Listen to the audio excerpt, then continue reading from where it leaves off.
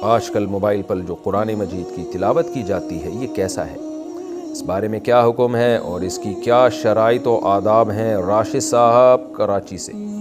जायज़ है, बेहतर तो यही है कि मुसहफ़ में कुरान की तिलावत की जाए, तो तवातुर से असलाफ से मनकूल है, उसकी एक अलग बरकत होती है, खुद आपको महसूस होगा उसकी एक रूहानियत। लेकिन बहरहाल मोबाइल पे भी जायज़ है, तो उसके आदाब क्या हैं। मोबाइल पे तो उलमा का इख्तलाफ है कि बग़ैर वज़ू के आप उस पेज को हाथ लगा सकते हैं या नहीं लगा सकते। मेरा ख़्याल है बिन्नौरी टाउन का फतवा यही है कि वो जो पेज है ना, जो आपने मोबाइल पे कुरान का खोला हुआ है, उसको आप टच नहीं कर सकते बग़ैर मोबाइल के, यानी उस पेज पे हाथ नहीं लगा। मोबाइल तो पकड़ेंगे आप, लेकिन उस पेज पे हाथ ना लगाएं। और जामिअत रशीद का फतवा है और भी दीगर इदारों का कि नहीं, पेज पे भी हाथ लगा सकते हैं। तो ये इख्तलाफ है, जब मुहक्किकीन का और अहले हक़ का इख्तलाफ हो जाता है तो उसमें एहतियात यही है कि आप कोशिश करें मोबाइल पर भी बावुज़ू ही तिलावत करें, बेहतर यही है।